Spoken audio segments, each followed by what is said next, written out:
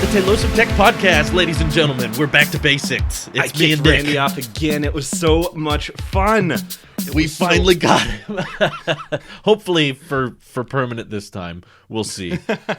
How are you today, Nick? I'm doing life? really well. You know, life is really good. If you notice, there's something I'm not wearing and something I haven't been wearing for a little under a week now. I think Monday. I sent it off on Monday. So it's Saturday now. Oh my goodness. 6 days. I've been wearing a little red thing. We both have something to talk about. For those audio listeners, I was showing my 2 empty wrists. I'm not wearing an Apple Watch. That's right. I forget there's some people that don't watch this. Actually, Nick has no watch. He's watchless. There are a surprising number of people who watch it on iTunes. So shout out to you, but you should totally watch it on YouTube because, you know, you can see us. Yeah, I've been watchless. We're so beautiful. It means I broke all of my activity streaks. I haven't even looked at my activity app. I'm sure it's just blank. I stopped looking years ago. How does it feel? Have you done this before? I've never really done it before. I've always been so addicted to my stand ring and my, for sure I always made my stand ring every day, even if So between November and June, I was really regular on the treadmill. I was running a 5K every single day. I lost some weight. Wow. It was really great, but then my knees started hurting, and so I kind of got off that bandwagon. That's not good. So all summer I've been, gaining it back, but I'll wait till Apple Fitness Plus just removes it for me. It'll be great. Yeah. You need a Peloton. I think I do. I need a Peloton that'll connect to my Apple Watch, and then I can sweat in style and think of all the thousands of dollars I've wasted. Think of how many memberships you could sign up for here, Nick. I know. The possibilities. I could blow out my budget in just a few clicks. This is great. I can't wait. Yeah. Yeah. So I've always been really addicted to keeping my watch on. Even if I was going on a hike, I'd always have my watch on, to track the activity. There's this little game. And not to say that I don't enjoy the game, and I'm totally going to get back into it. Whenever I get my new watch, I'll definitely be getting on the treadmill and filling my rings again. But it's been good to just take this little break and just not be attached, because along with the activity tracking also came a constant connection to my phone, which was the original selling point of Apple Watch, right? Always get notifications, text messages, phone calls, everything goes straight to your watch. Mm-hmm. And I do miss it, but I miss it in a good way. You missed it in a good way. Example, yesterday I was at the barber shop and my phone started ringing. And normally I would just take my hand out from underneath the little thing they do and just look and see who was calling. And I did that, and I was like, why am I staring at my freckles? So I had to There's nothing. Reach in there, grab my phone, pull it out, and it was a scam call. It just, said scam. And I was just like, well, lovely, thank you. And so I felt like it was sense. 4 times the amount of emotion that it used to be just with my watch. But I can just disconnect and leave my phone somewhere and not be concerned about a work call or a text message from Drew. I mean, I never answer your texts. That's true. It's kind of freeing in a way, but it's not a freeing that I particularly want to do long term. It's a good experiment, and so whenever I get my new watch, I will be back on all of the trains. And I think that was a good opening monologue. Only took about 20 minutes here. How are you doing? That's How fine. about that Series 6? It is so beautiful, Drew. Oh my gosh. Yeah, I'm into it just for the color. Let me set the record straight. That's about all I like about it. Blood oxygen monitoring is fine. I haven't found much of a use for it. It's something that you probably do when you first set up the watch, and then never think about it after that. Kind of like the ECG. Yeah. You're like, wow, that's so cool. Anyway, moving on. And I haven't changed my opinion on always on display. Is it always on right distracting. Now? It is on always on mode. I just wanted to see the first few days of using it, what the battery life would be like. And it's significantly better than my Series 5 was with the always on display. That was ending the day sometimes around 30 or 25%.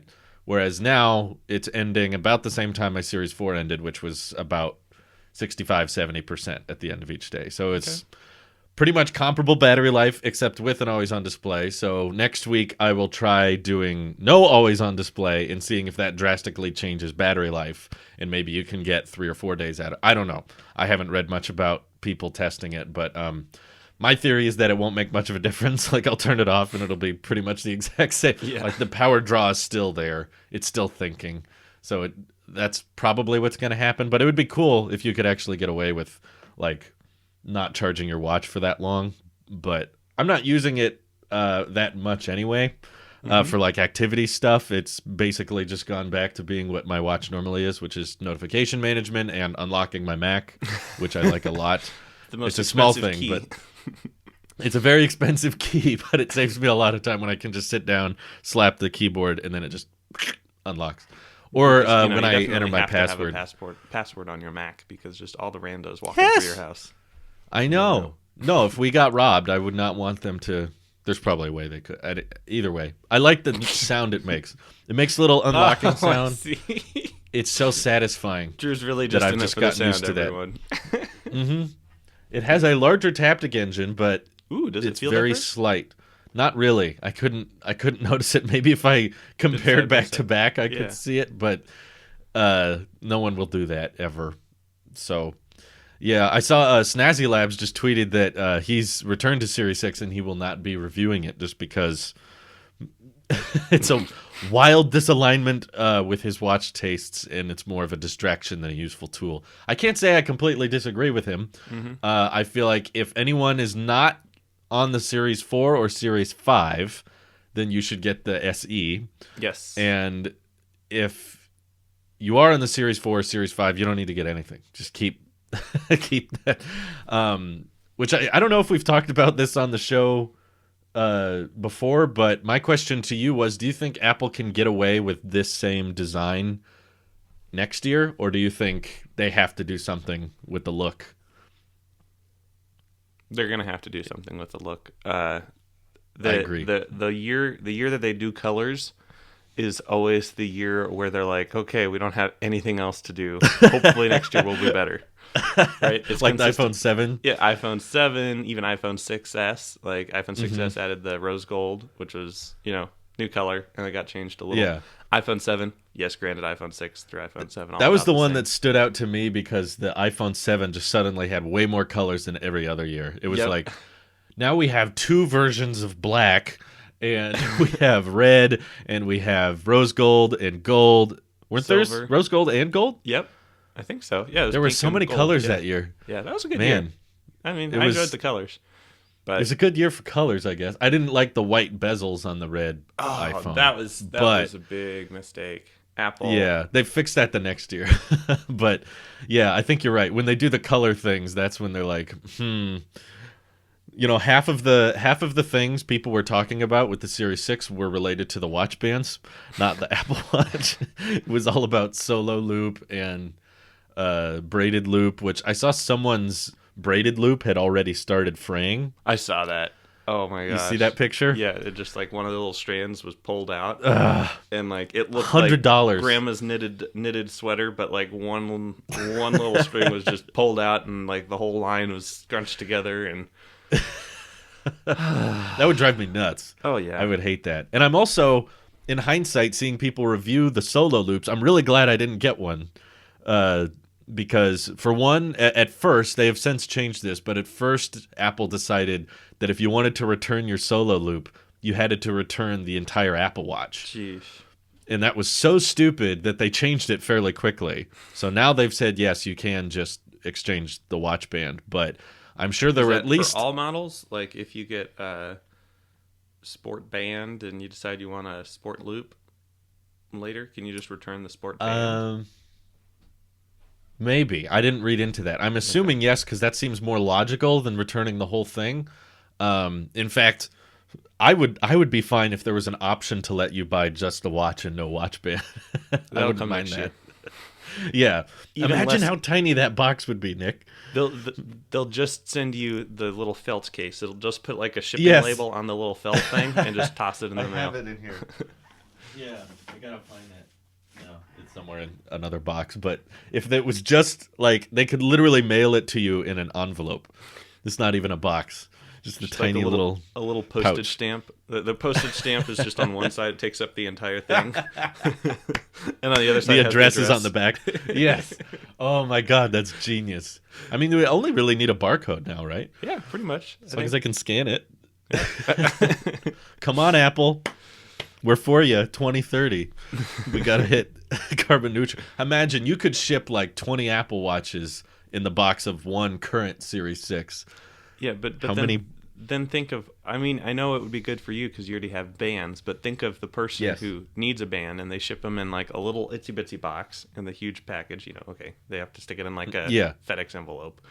And then that's going to take up a bit of space. And then they want the bands, they have to ship that in another cardboard box because the band is hard and it has to fit in a cardboard box. And if they want that 5-watt charger, they have to put that in another box and they have to ship all those things. And I just don't see how that's different.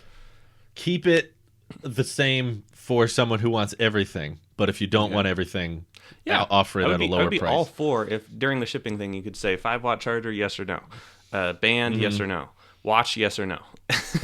Do you want to watch, or do you just want the brick with a watch band for some reason? That might work. Yeah. What do you think they should do with the design though? Because I'm really not in favor of a circular watch. No. So what do they do?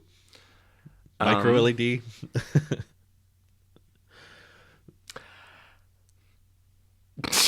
I don't know. They gotta think of something. I think that Apple ad with them trying to figure out what to do with the Series 7. No, it already does that. Yeah, they back themselves into a corner. And I imagine how incredibly niche and boring it will be next year if it's the same design with just some extra health feature. Well, if they add like a FaceTime camera or something under the display or something, which doesn't sound like next year's tech at this point. It sounds like the infinite. It feels like the battery, the ultimate battery, whatever. That just next year we just had a breakthrough. We're getting cameras under the display. It's a breakthrough. It's a breakthrough. Still haven't seen it in a consumer product yet that I can afford. True. I feel like if they add a camera to the Apple Watch, they have completely given up. Yeah, that will be. Be them. It will be them admitting we have completely run out of ideas. That's what it means. FaceTime on a watch. Imagine the battery life drain on that. Oh my God, it would drain so fast. Everyone, let's take a picture. Trying to take a photo. Oh man, it will look so bad no matter how they do it. I guess the smart bands get more people in the shot. I can't. I've always wanted smart bands, but it feels like that's impossible for some reason. Yeah, they just haven't done it. I would say maybe Series 7 would have smart bands. I mean, I can't think of anything else for them to do, and I feel like smart bands are pretty easy to implement. I mean, you'd think, but we've been wanting it since they spent enough time on a recycled knitted band. They could probably figure out how to stick a battery pack in a band and plug it into the serial port on the back. I guess so. Maybe they just don't like the look of it, or finding a way to exchange power and data through the little connector pins on here may be more difficult than we think. I don't know, but maybe it impacts water resistance or something. I don't know. It feels like they should have had that by now, but they still don't. So I'm just like, is it coming ever, or is it impossible? I don't know, but yeah, I would have bought a Product Red Series 4 for the record if it was just old Apple Watch, new finish. I would have got it. How is the change from steel to aluminum? I like it. I like the look of it. I mean, I actually, the main reason I wanted stainless was for the sapphire glass, not so much the chassis. I'm actually not a fan, having used for prolonged periods of time 2 stainless steel watches. The first one was the Series 3, which I got in like the space black. And then the silver. Silver not so much, but the space black really collects fingerprints and like oils a lot more, and it feels like you have to clean it up a bit. And I kind of feel that way towards silver, is that it can collect fingerprints a lot easier than aluminum does, and that just means I have to clean it or polish it off a bit more. Whereas aluminum just feels like it's the same look, it's the same matte texture no matter what, whether it's you've touched it a lot, whether you've cleaned it. The only concern I have is the glass. That's what I'm worried about. And I have yet to decide if I want to get a screen protector because I don't like the look and I don't like the texture of a screen protector. But at the same time, I also hate scratches, and the main reason I upgraded to stainless steel a couple of years back was because I bought my aluminum Series 3, and within like the first month it had tons of scratches on it, and it was already bugging me. So now I'm like, maybe I should just be more careful. I should just baby my watch and just hope it doesn't scratch. And if it does, I should just live with it and just be like, you know what? Whatever. I'll be okay. I'll live with it. But I would totally spend the extra money. If they made aluminum with sapphire glass, I would buy that for sure. Okay. That would be like dream watch configuration, but they don't. They'll do it next year. I'm sure they'll run out of ideas. That's a good point. If you want to configure the chips, you can have a S6 or S5 or S4, depending on how much you want to spend. And if you want to have a speaker, that'll save you $20. And ooh, that's not a bad idea actually, because I like never take phone calls on my watch anyway. I can, but I don't. I've never been in that situation. Also, it's not the cellular model. I noticed that when I was I was checking a control center. And normally I have a certain amount of the control center options turned off. And for this one, I had like an extra space at the bottom. And I was like, wait, I thought I turned off everything I did on my 4. Why is there an extra space? And I realized it's the cellular button that they don't let you remove on the Series anything, any Apple Watch. Even if you don't have it set up with a cell plan, they insist that you have to have that option there. You can't remove it. So I was like, oh, that's right. They don't put that on this one. So that's it. That's where I am. I'm keeping it. I like it. Okay. And I hope you get your watch soon. Yeah. I hope the bloke who's sending it to me gets it in the mail at some point. I hope so. The band, though. Do the bands match the red color? I know that was an experiment pretty you close wanted to try. Okay. Pretty close. I mean, I don't know if you can tell on It's FaceTime call. Yeah, I mean, it looks about Does right. it look similar? It looks fairly similar. Yeah, I would say if you really, really focus, they seem slightly off, but just like different materials. Just because I think that's what it is. Hue in different materials. Yeah, okay. It's kind of the same hue. It's just one is that obviously it's the sport band, whereas the other is aluminum. So the aluminum has a bit more of a sparkle to it, I guess. Ooh, sparkle. Whereas the I haven't even opened the sport band it came with. I'm thinking about just selling that. Just bringing the price down because I have too many watch bands as is. And that you do. That's the one sacrifice you make when getting a bright color watch like this is that it doesn't work with other bands as much. Like, I felt like the silver Series 4, you could pretty much put any watch band on that and it would work because it's chrome and it's reflective and it kind of matches everything. With. Yes, the Johnny Ive watch of choice, but the blue Nike band with the holes I bought, I don't think that would go well with this anymore. Now I feel like having a red watch with the blue band would just clash and not look right. Anything with the red would make it like kind of like preschoolish, like the preschool hues, like red, blue, green, yellow, and it's just like real punchy and vibrant colors. I think it would work, but it would definitely look more like a preschool watch and like something you'd give your kindergartner, a red watch. Yeah, too many bright colors at the same time. I feel like there's blue, right? Right. I feel like it would contrast poorly, and whereas I think like a black watch band with this would probably work well because the red would become the accent, and the glass is black. So red and black and maybe white could work with this, but I feel like more colorful watch bands won't work as well. I also have a blue sport loop, which I don't plan on using with this. I don't think it would look right, but it's amazing how much there is to talk about with watches, believe it or not. I know, it's like there's nothing new about it except for the bands, and here we are talking about the bands for 40 minutes. I have found myself doing that with people in the Discord and you and Randy, like even off camera, off podcast. You and I will just like go off about different watch bands and how they look, and it's kind of weird. There's so much to talk about. And when it comes to iPhones, it's like, I guess there's just less. Yeah, I guess there's less like required accessories with the iPhone, whereas the Apple Watch you like have to have a watch band. But with the iPhone, it's just like, we're getting a 12 mini. Did you hear that name? I did see the name, and I'm a little confused now. Again, I have not been keeping up with all the leaks and rumors, which is part of my job, I think. So I've been doing a bad job. It's a good thing, Nick. It's a good thing. I saw the leak video. I didn't see the leaked video, but I saw the article about the leaked video. And have you seen the leaked video? Is that out there on the internet? I don't know if it's a video. I saw a photo. Okay. All right. I think that's might have been what I saw. Anyway, okay. The watch is a very good template for how to name things, right? They got SE, they got now they have the SE, they have the Series 6 and the Series 4 and the Series 5. Mm-hmm. I think they just need to just reset the iPhone names and just. I think so. I don't know. I feel like this is the year to do it, if any, because it's the big design change for the next rest of the decade, probably. And so if they just said, okay, we're going to start over. These are all now Series 1 iPhones. iPhone Mini, iPhone Pro, iPhone Pro Max. Yeah.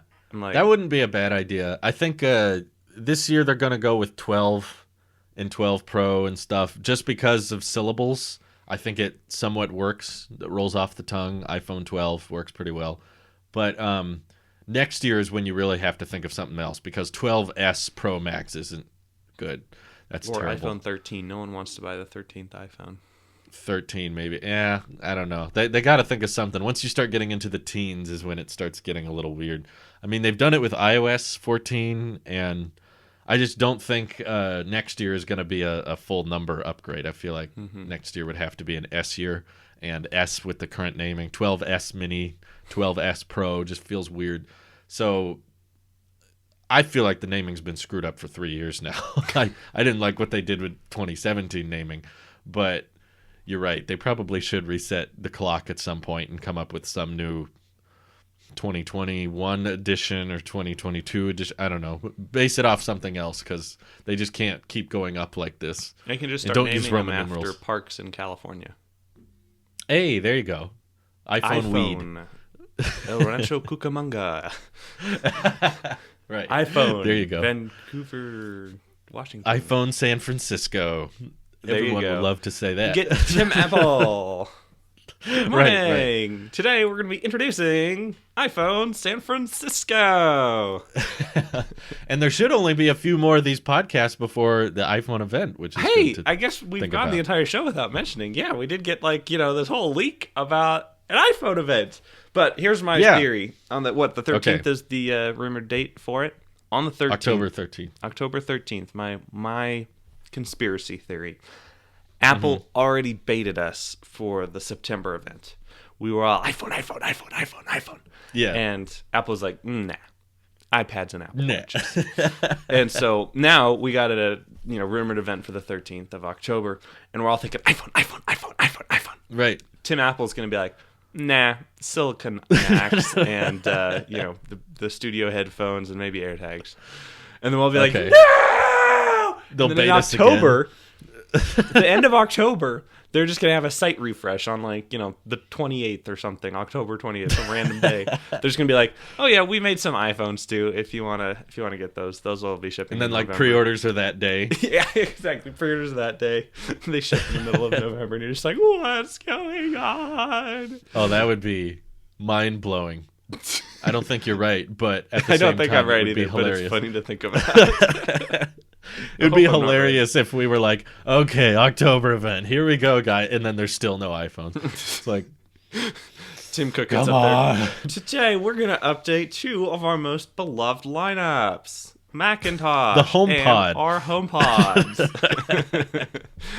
HomePod we can't wait to talk more about the HomePod. And then all the leakers are like, what? What's happening? You did what? And then site refresh later that month.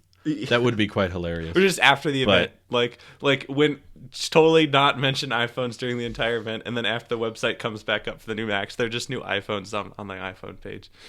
It's like, yeah, they're up there too. And I hate to jinx it, but there were a lot of people suggesting that September 30th would be the next Apple event because of the little calendar date on the Time Flies event. There was a time when they were using the iPad, and on September 30th it's an event, and people were like, oh, so that's when the next event is. But guys, we're recording this on the 26th and they still haven't announced it. So either this podcast ages horribly, which wouldn't be out of the ordinary, or Apple has waited to the very, very, very last minute to announce an event. because they're just trying to see who's 4 on days away. Notification Squad on their YouTube channel. They'll just go live. They don't announce it at all. It just happens to go live. Like even that 10 minutes like pre-stream, they don't even do that. No. They just instantly cut. Good morning. Thank you so much for joining us here today. No one is prepared. I'm not reacting to it. There's no hype stream. It all just happens instantly. Yeah, could see that. So hopefully we actually get what we were expecting, and exactly what I thought would happen is happening now. Like, we got so excited for iPhones at the last event, and then we didn't get them, that now we're leading up to iPhone event again, and I don't feel the same hype. I don't feel the same excitement because I feel bait and switched. Mm-hmm. I feel and like I already got about excited. Them baiting and switching us again, possibly. Now that precedent has been set, now we're all in the back of our minds. Well, just because all these reliable sources say that we have an iPhone event coming on the 13th. It's like, well, we thought we had an iPhone event coming on the 15th, and Apple even time flies, and we got a notification, and it was no iPhones. So now when it gets unveiled, I'm gonna feel like about time. Come on! It's not gonna be like, yay, here it is. It's gonna be like, late for it. Yeah. How dare you? Oh well, that's where I'm at right now. So. Depending on how it all goes, I am thinking about the iPhone Mini. Me too. Because I've been using my iPhone 10, and it's pretty good. I haven't noticed any performance features, but the battery health is 82%, and I'm basically walking from charger to charger throughout the day. Sometimes it feels like I have to charge it at least twice a day, if not 3 times, depending on how heavily I use it. Which I think for right now, I'm kind of doing like a little cleansing technology fast, just because I don't have a watch right now. Sure. I don't have the latest phone. It's fine. Mm-hmm. But that battery is kind of annoying. I see why people upgrade over the battery, because it's that makes a difference. It's annoying for sure. Yes. Yeah, but hopefully the 12 mini has a good battery. We're hoping. It has to be better than the 2 hours I'm getting on my 10 right now. So probably, yeah. I mean, it is small, so I imagine the battery pack in the 12 mini is pretty tiny. The A14 is like literally the second coming of Christ, so it's going to be exactly perfect and fix everything. Literally, I think you're using that word exactly right too. I know. We had the guy talk about the A14 chip in the basement of the Apple R&D lab. I think in the Book of Revelation they talked about the A14 Bionic chip, didn't they? I think that's in there, Revelation chapter 19. Yeah, exactly. The A14 chip shall saveth you all power.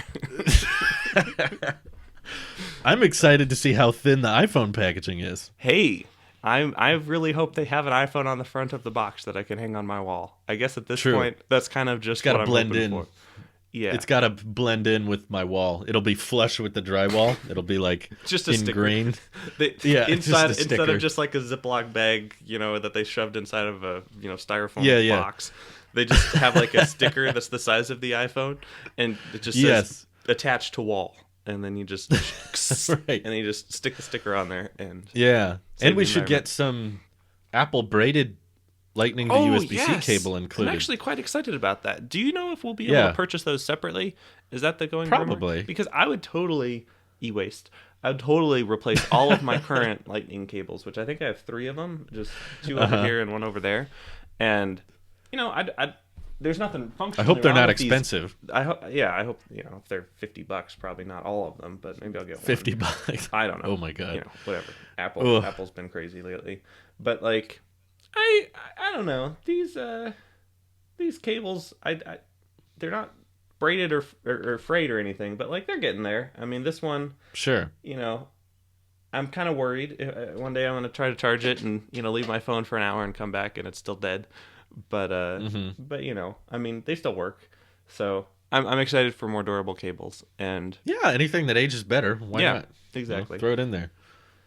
And I still want more bricks because I'm still short a brick, but I guess that just means I gotta go buy one. Well, I think that just means I need to send you some.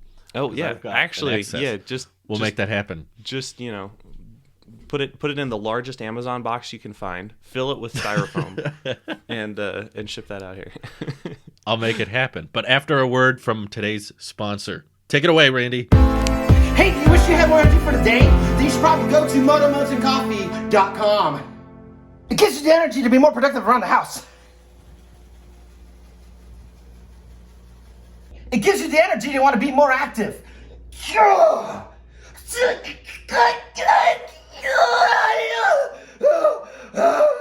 It gives you energy to be more creative.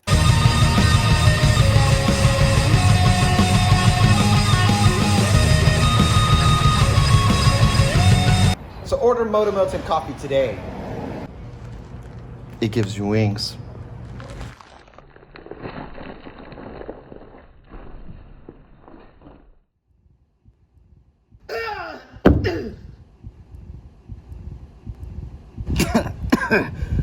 Okay, it doesn't do that.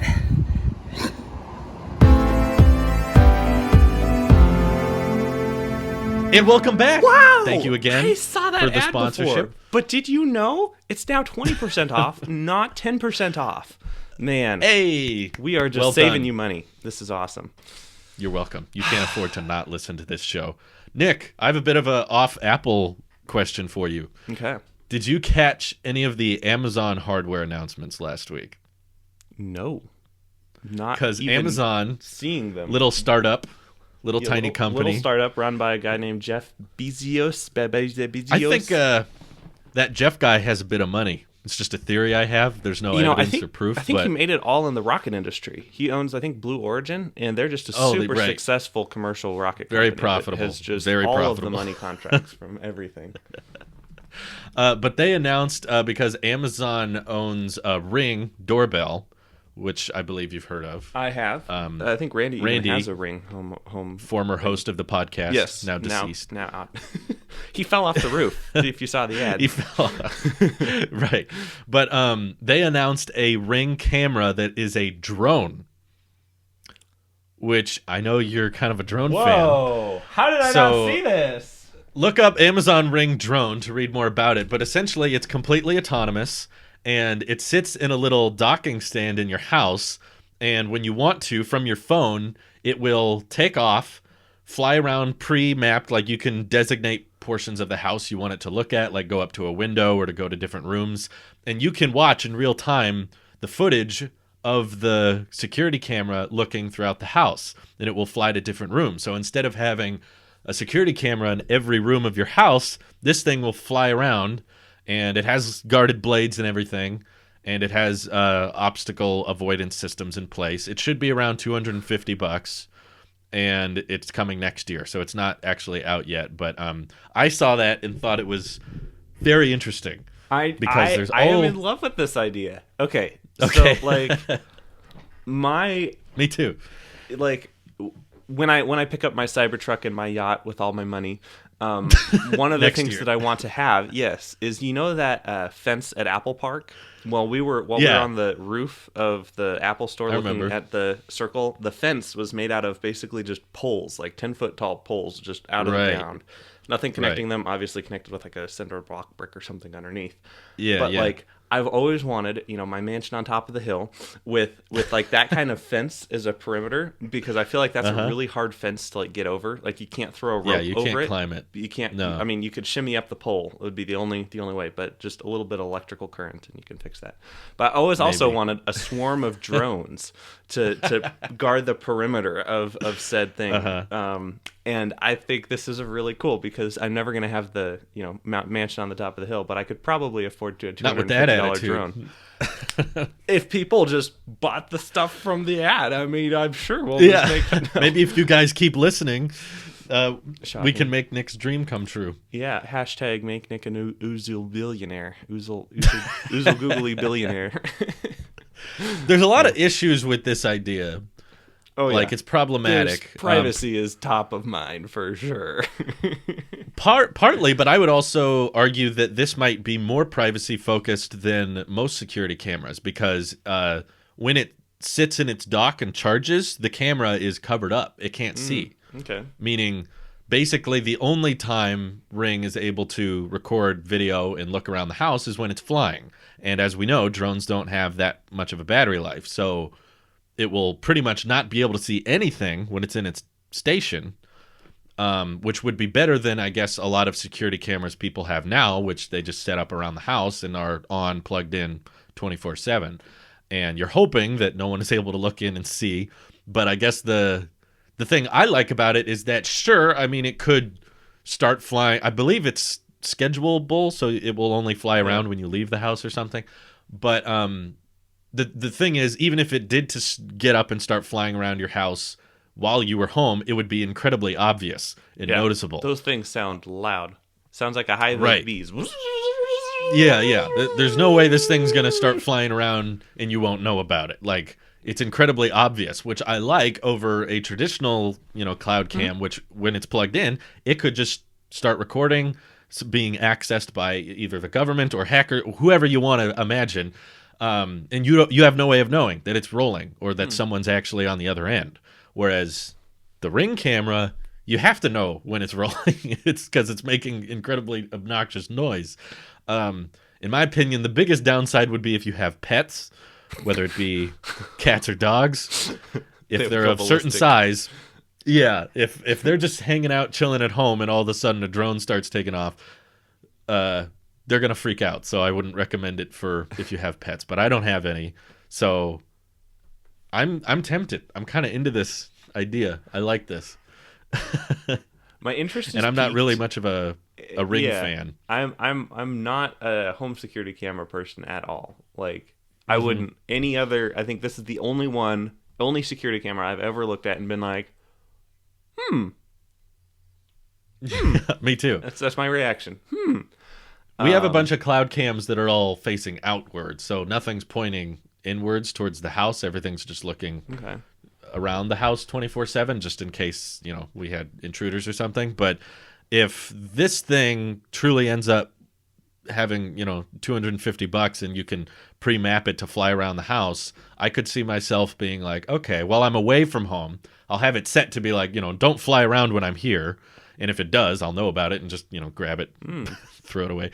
But I'm hoping the obstacle avoidance stuff is good.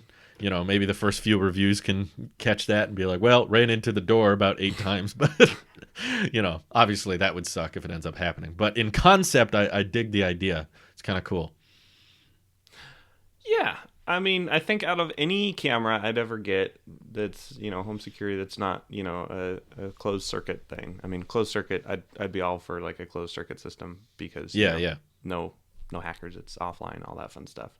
Right. But I don't know. Out of all the cloud, I'm always a little bit weary because we never hear about the stuff until it's already happened, right? It's like, and by the way, 15 million Facebook users have been exposed in 2017. Right. I hope you enjoy that. Exactly. Yeah, and then I think even with Ring, 2 or 3 years ago, they had a pretty big breach where like all of the backup videos were just available on some AWS file that like anyone could just go to.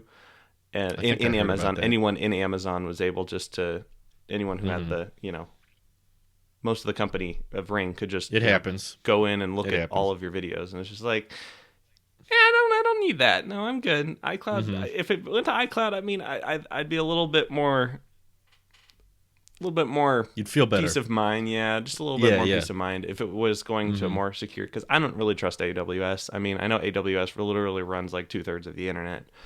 But for privacy reasons, no. Yeah, exactly. But for important things, like I trust Apple and their data centers, and that's about it for cloud things that I actually like trust for important things. And at the end of the day, what are they going to see me sitting here at work, picking my nose? I mean, okay, whatever. But like, it's the principle of the matter. And I think that little flying drone thing. For the fact that the camera's not exposed when it's just sitting there. You're gonna hear it if it turns on by itself, and very obvious when it's recording. It's not just some like Randy had that one in his living room, and it was like, hey, we're talking about something, and who knows if Big Brother's listening, and it's like I don't really just want to invite Big Brother into my house like that. But obviously we have iPhones and Apple Watches and AirPods that are probably listening to us too. True. But, there are ways. It's just how far do you want to go and how far do you want to let that in? But I like this drone idea, mostly because I love drones. I don't have one, but to me, like, that's That's very Black Mirror, in other words. It's very futuristic. Like, I just like the idea of being away from home on a trip or something and just being able to pull out my phone and say, like, look around the house for me real quick. See how everything's doing. They pitched it as being like... Did I forget to turn the sink off? Oh, no. Yeah. I mean, you can't turn it off, but you'll be able to see that it's Yeah, and ask your neighbor to find the key under the mat and turn off the Sure. sink for you. Sure, there you go. I just like that idea of being able to, like, look around the house with a moving object, and then when you're not using it, it just sits and it can't see anything. Yeah. So, good idea. $200 and something. That's a good deal. I mean, most drones are like more than that or around that. Yeah. Oh, yeah. No, dude, that's very cheap for a drone. With it is a small drone. I mean, it's just 1080p. Yeah, it's nothing it's definitely fancy. But... indoor and probably no gyro, but there's no wind. It's not going to be moving very fast. Exactly. It doesn't even look like you can control it. You have to like plot out a little thing. And you just say run or something, a pause flight or stop flight. Like go to this room, go to this room. Yeah. So, but that's fine for me. All you need. It's the basics. But I just mean there's a lot of tech these days, and there's very few new, unique ideas. And I would say that one is pretty dang close to being like I never thought of that.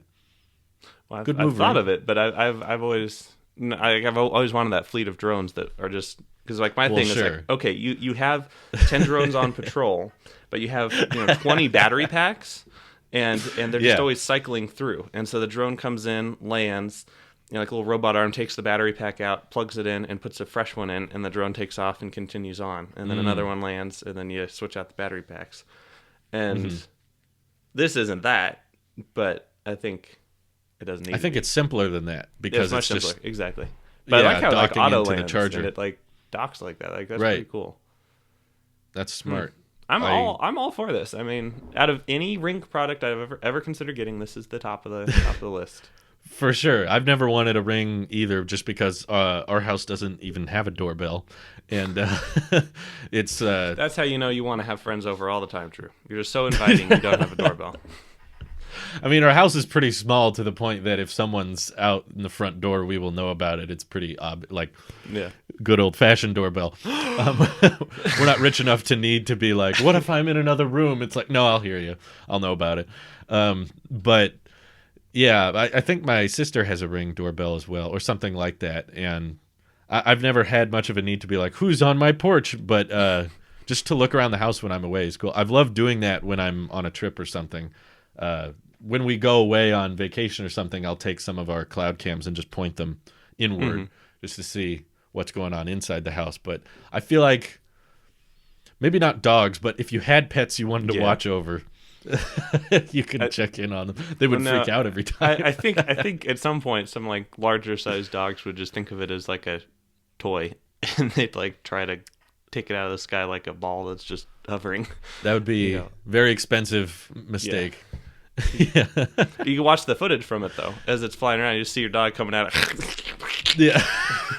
That would be pretty hilarious. I would like to see that. Yeah.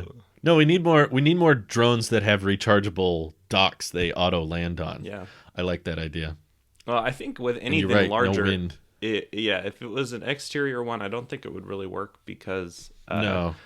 Even the drone that we have, like if we start and stop it from the home point, like if we take off from one spot and it's clear, it's always going to return to what it thinks is that spot. But that what it thinks is that spot is like always about 3 feet off in any direction, and so you couldn't really design like a charger base station for that because it's just not accurate enough to like land in the spot. But maybe if it had a code or something to eye in on. Like if the charger had there are fancier drones that have like late home landing, Amazon drone type things. But this is another Amazon drone that I guess so. That's true. Not going to deliver any packages, hopefully. Sadly, that's the only thing I was interested in out of the entire event. I didn't watch it, but I read about it. Everything else is just kind of spherical Echo speakers, and Amazon has a gaming streaming service now because everyone has the a Echo gaming Show streaming 10 is a HomePod with an iPad on top. Would you be into that idea? No. HomePod with an iPad docked, and you can swivel it. I don't want a HomePod. No, thank you. I listen to most of my music there on my AirPods or my nice speakers. I don't need a HomePod.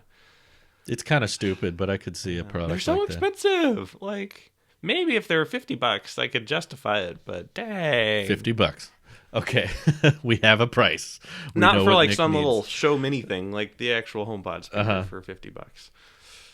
But Well, hopefully we finally get that because it's been rumored for years now, and they still haven't done it. But maybe this year. Oh well. Maybe at that mythical Maybe next year. November event. Will we get Apple Glass first or HomePod Mini first? That's the question. Probably Apple Car before both of those. You know, the Bixby speaker still hasn't come out. I was just thinking What? about that the other day. The Bixby speaker hasn't come out? This is like I 2018. think it's been like... Was it 2018? I thought we were coming up on 3 Maybe it was years. 17. Actually, Unless it was came 17. out and I didn't know about it. Because it was I was working at my old job when Galaxy Home. Yeah, it was the Bixby speaker, and they did the entire. They didn't use any speakers except for the Bixby speakers at the event, and like Oh, yeah. that was like all of the speakers ever created. The Bixby speakers. That's funny. It's still on Samsung's website, and it's like, what is Galaxy Home?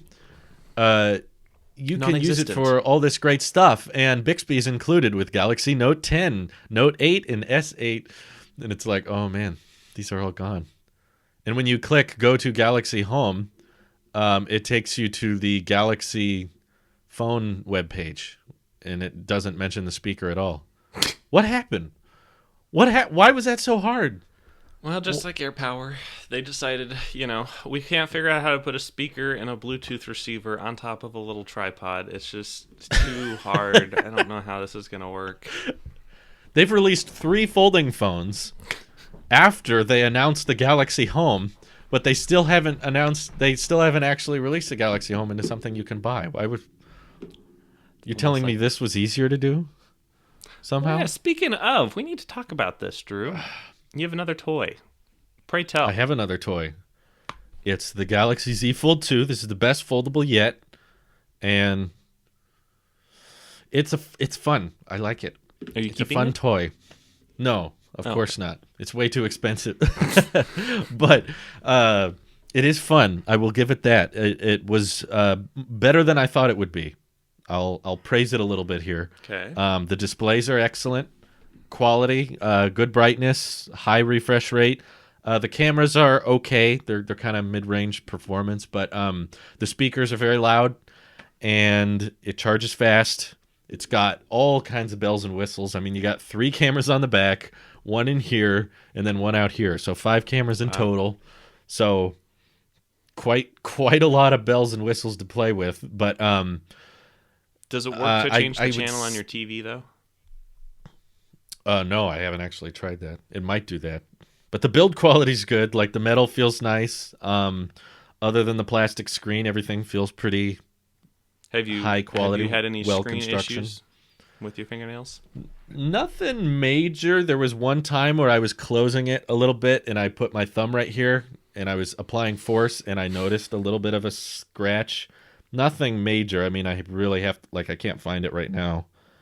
But it seems you can push it and mush it a little bit and it'll go away.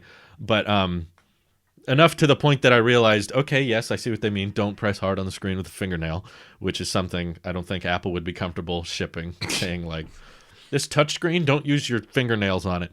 It's well, kind of right there, it's kind of a weird thing to swear off. But I will say, in a very clickbaity way, the Galaxy Fold has changed my mind on foldables a little bit. What? Not in a complete 180-degree way, but I described it in my Twitch streams as I've kind of 90-degreed my opinion of foldables. 90-degreed. Okay. So I haven't been don't like them, they're not the future. So let's completely go the opposite direction. To here, you haven't. Yeah, I've changed a little bit. I stand by a few things about the foldables, which is for one, I still don't think they're the future of all smartphones. I don't think all phones are going to head in this direction eventually. But I will admit that I used to think that they are a niche gimmick that will die out in a few years. Now I think they're here to stay, but they will continue to be a very small subsection of the market. They're not going to be tablet and smartphone replacements for that many people. It will be a fun luxury item for the tech community, but that's about it. So it's. I think I saw someone describe it as the natural evolution of the Note series. You know, like Samsung makes phones every year that have stylus built into them that you can take out and use for stuff. The rest of the industry doesn't really do that. In fact, if you look at the top selling phones globally, pretty much none of them do that. No one really cares about having a stylus on a phone except the Note owners. Who wants a stylus? Who wants a stylus, right? And I think similar to the Galaxy Note, the Galaxy Fold will stick, you know, the foldable market will kind of stick around for that small subsection of people who do care.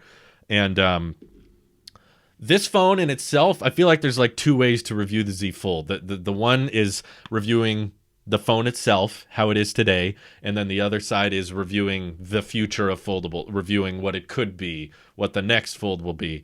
And if we're just talking about this phone and how it stands today, like many have said, no, don't buy it. It's not worth it. And it still feels very prototype-y, and it feels really like, yeah, I mean, the way software on Android in general works is very non-tablet friendly, and this is such a weird aspect ratio.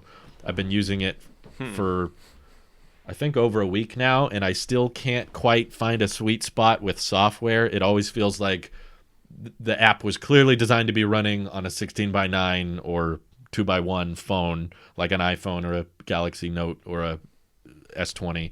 It was designed for that, but now it's being blown up and it's being stretched out, and the text is not optimized well, and you're not really getting the tablet version of many things. And if you use it like this, it's incredibly skinny and super narrow compared to any other phone. Yeah, now the keyboard's too tiny and you can't really do much I mean, you can scroll, but it's not fun. I mean, it's incredibly bulky and thick, and it's not an enjoyable experience this way. And when it comes to tablets, this is kind of clunky too. I mean, the display is nice, being 120 hertz and rich in quality, and the speakers are good, but I can physically tell that it's plastic. Like, it gives that impression when you're using it. Sticky finger, like, yeah, just smooth the kind of glass. Yeah, like you having get a the crease.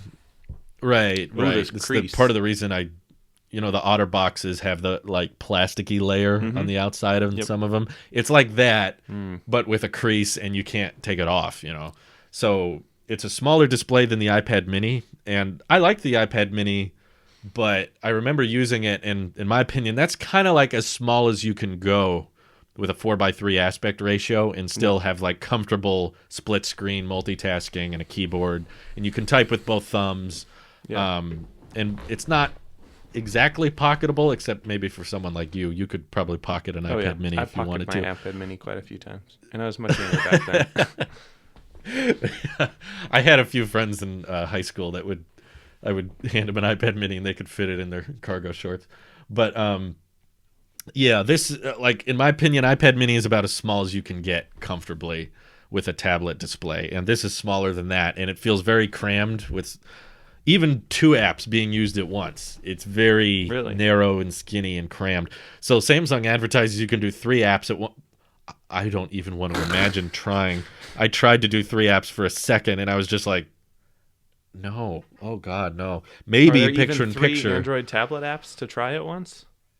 Android is kind of different from iOS. It's kind of like scalable. Like, you can set it to any aspect ratio you want, but obviously it's not good at it. Like, I can recreate it here. So this is my default. This is normally what I do is like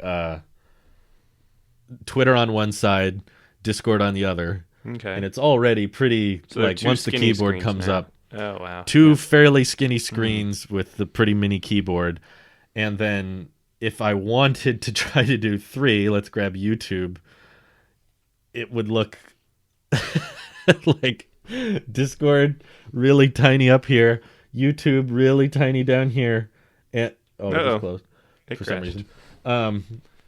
I can't tell if that was a crash or if it thought I wanted to go home. But either way, it's not good. There's a reason Android tablets don't do very well. And after using, like, this is the best foldable I've ever used by far, because I feel like there's actually a case of, like, being able to use a large display and fold it up and take it with me is kind of an interesting use case. It's a very narrow one, but it has convinced me that if Apple were to make a foldable like this, it would be the best one by far, because they would get iPad OS and iOS software, right? Yeah, right. And I think they would get the aspect ratios a lot better too. I don't know why they decided, like, with a foldable, from what I've discovered, like, you have to have a weird aspect ratio for one format. You have to pick, do you want it to feel normally like a tablet, or do you want it to feel normally like a phone? Okay. But if you choose one, the other one's going to be awkward. So if they were to make a foldable with an aspect ratio like this, then unfolding it would be weird. The tablet would be kind of weird. But if you want to make, I don't have a spare iPad, I'll just pick you up, Nick. Okay. Hello, viewers. Everyone. Hello. If you have a tablet like this, this is gonna trip like everyone a mirror. Out. If you have a 4:3 aspect ratio like this, when unfolded and you fold it up, then you're gonna have a really squarish, not tall, stunted looking smartphone.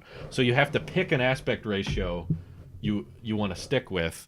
And the Z Fold 2 somehow didn't pick either and just decided to have weird aspect ratios unfolded and folded.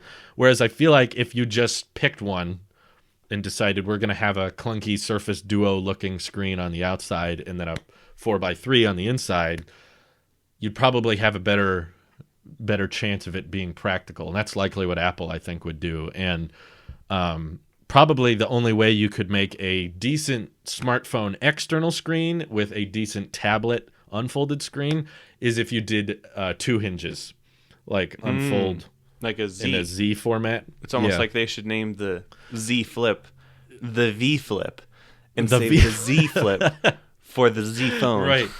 Exactly. That would have been a much better idea. I don't know why they decided to go with Z on the device with one hinge. What letter is that to you, Nick? That is a Z, I think, actually. If you got two of them here, yep, it would be a Z, right? Yeah, that's how that works. So yeah, I feel like, however, whenever there's a hinge added on tech, instantly adds $1,000. So if they were to make a Z foldable with two hinges, it would be probably $3,000, not two. Damn. So I will stand by my point that Samsung released this too early. The tech is not ready yet, and it's fun for us tech journalists, but I'm going to play devil's advocate for a second. I don't agree with what I'm about to say. Great. Since they're able to sell it and sell the product at the mass market, you're kind of funding the R&D costs. Like, I know Samsung's a big company, but at the end of the day, they need to rate each product on the cost that it's going to cost to make it, and the cost the money that's going to bring in. But since they're able to basically sell their prototypes, what Apple would consider their internal prototypes, like, imagine if Apple was selling, the iPhone that, you scrolled to get to contacts back in 2007. Sure. Before they actually released the iPhone. If they were selling those, that would help the company kind of fund that development cost. They'd be like, okay, yes, we're going to be spending, $1 billion on this. I don't know how much it costs to make a smartphone. $100 million. Several billion. Billion sounds too much. Several $1 million to develop this folding hinge. But we're going to sell these. And of course, it's not going to make a profit because, we can't have good margins. But at least the units will cover themselves and hopefully buy back just a little bit of that R&D cost. So that it kind of takes the edge off their inevitable goal of having all of their phones be, high quality glass foldable displays that, don't crack or have problems. So, yeah, I don't agree with that, but I think that's a valid point. That's a good point. It's a valid point. I think I guess it turns into a spectrum, right? Like, I'm sure Apple's R&D, similar to Samsung, is constantly working on something, and they're constantly working on beta versions and prototypes. And eventually they just have to decide when is it time to take this prototype and mass produce it and start asking money for it. And Apple, I guess, has a bit more strict of a threshold of our product has to reach this type of quality control before we're comfortable releasing it. Whereas Samsung probably has a bit of a lower standard of like, this is very prototype-esque. This is not ironed out. This isn't quite finished. You know, to apply a screen protector and say, don't remove it is like, what's the point of it then? Like, someone tried to explain it to me online saying, well, Samsung can remove the screen protector. They just don't want the user doing it. And I'm like, but if I can't remove it and only Samsung can, that's basically part of the screen for me then. That's like, yeah, it's because not a if screen it scratches, protector. It's just another layer on the display. Right. It's just an extra layer that if it gets scratched and banged Drew, up, they're saying, take it back to Samsung. Our iPhones have a touch protector on it, and you can actually, you know, they should just sell iPhones without the touch sensitive display. You know, you can just peel that off if you want to. Right. That makes sense. But yeah, Samsung in general has been known throughout history to release things before they're ready. And shocking. I feel like Apple is just not that type of company. They're the type to be like, well, let's wait until we can really. And I think that impacts brand and reputation a lot, because when Samsung is the type of company to ship things like the Note 7 or the first Galaxy Fold, which they were about to ship, I ordered one, and then they all start falling apart. And then they decide, actually, we're not going to ship these to anyone. You can only pick them up in store. I feel like that kind of damages. There's certain people that are big Samsung fans, and they're always going to be. Samsung could pull another Note 7, and they would still probably be Samsung fans. But, you know, the average consumer, the average consumer, some of them might have certain quality control or certain expectations when buying from certain brands. And when you lower that reputation and you lower that bar of here's what a finalized, completed product is like, then you lose some of the everyday consumer. And I think that's why Apple has such amazing loyalty from their brand, is because you've had a huge number of people that have consistently bought their products and got something they enjoyed that was of quality, happy results, high customer satisfaction. And I think Apple knows if they were to release hardware that was somewhat like this, they would probably lose a lot of that satisfaction and lose a lot of that brand reputation they have going for them. So that's why they haven't done it. I have no doubt there's prototypes internally at Apple that are just like this, that have iPad OS in here and iOS out here. And it would be fun as a tech enthusiast, as a big nerd who talks about Apple products all the time. It would be fun if they decided to sell something like that. But at the same time, I totally get why they don't, because the community isn't tech enthusiasts. The market is not a bunch of nerds that are interested in the latest, greatest, bleeding edge. Can we try to fold this? Can we try to make a foldable device in 2019? Okay, how about 2020? But I'm still not convinced Apple will release one. I'll say that. All right. I think they'll skip it. Apple never had an iPhone with a stylus, and if we're taking the Note approach to this. And they never made a touchscreen. Maybe they'll make a folding iPad because they made the Apple Pencil, given that logic. Okay, now is the time for all of our folding iPhone and iPad jokes. iPhone 6, iPad Pro, they have folded already. Haha, very good, everyone. Comedy 100. Comedy. Wow, good job, everyone. I am just dying of laughter over here. Well, I'm dying of something, probably not of laughter. Go ahead, say what you were going to say. Yeah, I would love an iPad that folded, and I'm talking a full size. I'm taking you with me here. A full size 12.9 inch. Here's Drew, everyone. Wave hi, Drew. See, you're on the camera. Oh wow, look at that. Drew's in two places at once, and probably everyone can see our latency now. Yeah, yeah. But I would love an iPad that's full size like this, but yet it folds out, and you get like basically two full sized iPads. That would be lovely. Whoa.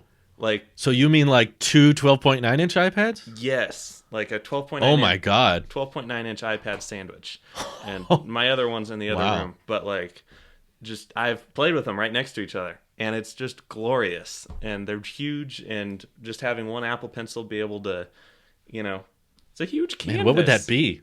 Would that be like a 17 inch or 18 inch iPad when unfolded? Probably.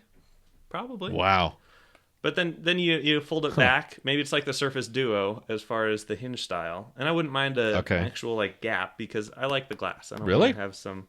If I'm using an Apple Pencil, I don't want to have to gingerly use the Apple Pencil to not. You're just basically saying you want two iPads glued together. Exactly, but work together. Obviously, having some working together. I'd be all over that. That'd be so much fun. But that's the only way I could see Apple doing like something really foldable, because like depending on how they did it, you could have both the screens facing each other when it's folded closed, just like the Duo. And when you open it up, it can be that laptop concept that we've had for ages, where you have the soft keyboard, soft trackpad, and screen. Ah, okay. That would be interesting, yeah. That'd be fold it back around, and it'll just be a regular iPad. Yeah. It's just like the Duo, but works. And a full-size iPad. It would actually have Apple Silicon in it, so it would be really powerful and not wouldn't have super laggy and dated. 2 years ago, Apple Silicon in it. Yeah, right. I'd be curious to see how Apple will enter the market as a Apple fan and as someone who likes their stuff. I would think it would be really interesting to see what they could create, but as someone who's covered them and knows what they've released and not released over the years, I just predict they won't. I think this is the type of trend they will research and think about, because there's all kinds of moonshot projects internally, but at the end of the day, they're going to come to the conclusion, this isn't worth it. We can't make something that we're proud of, so we're not going to do it. So I'm pretty confident this is going to be a Samsung market for the foreseeable future. I don't see Google making anything competitive or worthwhile, and I don't see many other companies outside of Samsung making many foldables that seem worth it. Flex Pi, Motorola, Razer. What was the drug lord? The fold. Escobar. Pablo Escobar phone. Yeah. Actually, I have the Escobar Fold 2 right here, ladies and gentlemen. Wow. I picked up this as well. So on this side, I have the Escobar Fold 2.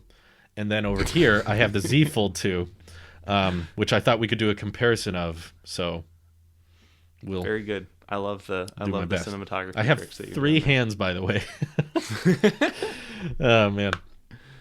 But yeah, I'm surprised that company is still a thing, or they may have imploded. I don't know. I haven't kept up to date. I think it was some guy in his basement with a website and some gold foil. Yes, that was an interesting development there. But I also don't have much faith that Z Fold 2 future foldables will get much cheaper. I haven't changed my mind on that.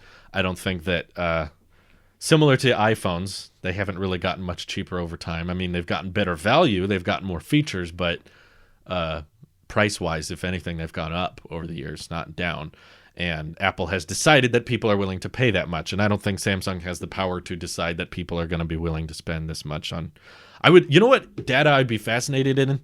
How much people return the Z Fold 2? What's the percentage? Well, now that they're literally giving people $100, I think that return rate should be 100%. Yeah. You saw that, right? That was I did. Weird. That just made me smile because I know how that decision happened. It was some finance guy was like, well, we have a really high return rate. I think we need to fix this because we're just, everyone's just returning these things. So maybe if we offer like a small incentive to have people keep it. And everyone on the board's like, right. Oh, yeah, great idea. I like that idea. Okay, yeah. So $100, settled on 5% of the value of the phone, $100 credit to anyone who wants to return it. We'll give them as an option. Obviously, they can still return it. And, a few people will take advantage of this. No. Everyone should be taking advantage of this. Yeah, word gets out. Word gets out fast. It's like they thought 6 or 7 people would do this, but no. Everyone's going to do it. If you have a Z Fold Z Galaxy Fold 5G? Wait, hold on. What is it? It's very simple, Nick. It's called the Samsung Galaxy Z Fold 2 5G. I don't know why that's so complicated. Okay. If you have a Samsung Galaxy Z Fold 5G 24783, then just make sure to get your $100. That on the side of the box. No way. Oh my gosh, that is hilarious. Longest name ever. They just have it like wrap the text around like they couldn't fit one of the last words there, so they just had it on a little bit on the other corner. But it just keeps going. Yeah. Oh man, it's also designed poorly too because I cut some of the tape off, and as I cut the tape off and started pushing the box out of its packaging, it ripped the like outside leather, like this weird kind of plasticky texture they put on the box, and it has felt underneath it, and I was just literally unboxing it the way I'm supposed to, and I just pushed it out and it ripped the leather off from the sticker, which I thought was weird. So I don't get, like, you're charging $2,000. Samsung should be trying to cut corners, make this thing as cheap as possible. Yeah. And yet they're going overboard with this package. It's very weird. Like it because they know only YouTubers are gonna buy it, so it needs to look real cool for the unboxing videos. But yeah, it only took one tweet for someone to be like, "Hey, you know, if you try to return the Z Fold 2, you can instantly get $100 off your order, and there's no punishment after the fact. So everyone should just do that." The Z Fold 2 actually starts at $1,900 if you think about it that way. Why don't they just advertise that on the website? That actually might get a little more traction. Honestly, I think you're right, though. I think that's exactly what happened. They wouldn't have done that because I've never seen that happen with any other product. I've never seen Samsung, Apple, or anyone say, like, when you try to return something, they're like, hey, do you just want $100 to keep it? I feel like I've never seen that. That Creed has to be involved in this. Hey, buddy, you don't want to return this. Take some money. Right. Right, take some money. So the only way that they decided to do that was because there's probably a very high return rate. Is that there's a lot of people that buy them because it's cool, but then decide, yeah, but I don't want to keep this thing for a few years. You know, I'll use it for a few days, take some pictures or some videos with it and try it out, but then I'm going to send it right back. And because the foldable is more of a tech community thing, not a everyday consumer thing, I went to a small gathering recently. Ooh. We were masked up and everything, and I got to show off the Fold 2 to about 6 or 7 people there. And the excitement is not, you know, people aren't mind blown by it, at least where I live. And I feel like I live in a more everyday consumer type situation. You know, I was using it and no one was running up to me asking me, what is that? What kind of phone is that? No one cared. I had to bring it up in conversation every time. I always had to go. Hi guys, look at my cool phone. Guys, it's amazing. Look at it fold. This is a new foldable phone, and it's the future. The people I was hanging out with, don't watch my videos, for the record. They're not those kinds of people. So I was showing it off to them, and I was not criticizing it. I was hyping it up, basically. When I try to get people's impressions on things like the Z Flip or this, I hype it up a little bit. I'll be like, so it's skinny on the outside, it's big on the inside, so you can have a larger display. And I showed it to, I think, 6 or 7 people, and they were all like, huh, that's kind of cool. Interesting. And how much is it? $400? They usually never got to that point. Like, yeah, my iPhone SE was like $400, and man, I was like, that's really expensive. How much is this? Like, is this one of those $1,000 phones? And you're like, oh no. That's pretty much how it went. Is average in the tech community, we get used to phones being $1,000, but outside of that, it's really not common. People really aren't comfortable spending that on phones, and this is twice that. So when you show it to people, they're kind of like, ooh, $2,000? I didn't even know phones got that much. My car's not even worth $2,000. Yeah, right. So if you're wondering if this is like as innovative as the original iPhone, it's definitely not catching the same reaction as the original iPhone. I'll give you that much. I think that was more of a wow factor than foldables, which are just kind of like, interesting, that's cool, and then they go on with their day. There's no like, I gotta get me one of those. You know, there's not that driving force behind, I need a foldable phone. No, most people are just like, no, this is fine. And as foldables, if they do get cheaper, normal flagship phones will also get cheaper and have better and better hardware. So, yeah, I mean, it's here. It'll be around, but that's about it. As influential as foldables are now, I think they're going to be just about as influential 5-10 years from now. That's how I see it. All right. Well, anyway, there's your I update. don't have anything else to say on the Z Fold besides it sucks and it's Randy's fault. I will say it's much better than the Surface Duo. Hey. That's for sure. Well, big time. Seeing how that's a beta product, the Z Fold is a beta product, and the Surface Duo is not a product. I think that it's a alpha. No, it's not even. I was gonna give it. It's not even an alpha product. It's some kid in his basement was like, "Whoa, what if I take 2 Android phones with some duct tape?" Progress. I'm a genius. $1,400. Exactly. Buy it, please. That's where Microsoft stands. I don't think that's going to do very well at all. That should not exist.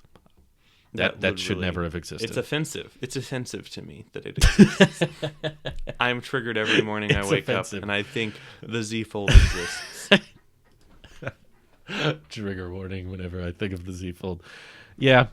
I have to kind of remind myself to keep using it because I want to have a good amount of screen time with it, but I do find myself wanting to go back to the iPhone somewhat regularly. I'll be like, oh yeah, I got to use this. I got to try this again.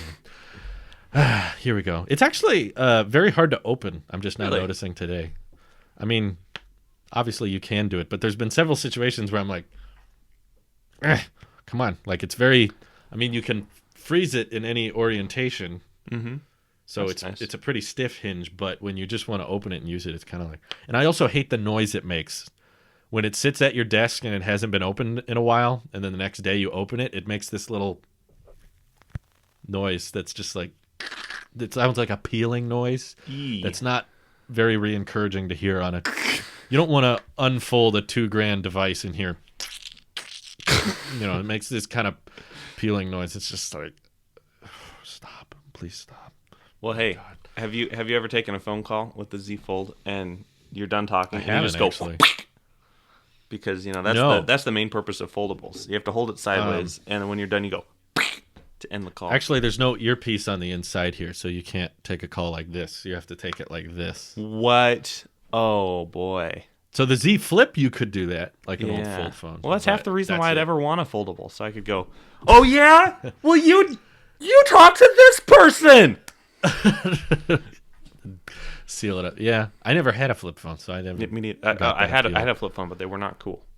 Let's just say I was embarrassed to use my flip phone. Sitting there in 2013, right? T9ing it. Well, woo. Anyway, hopefully we get some more announcements in the next week or so. But thank you all for watching / listening. We'll see you next week. Take care. Bye. Bye.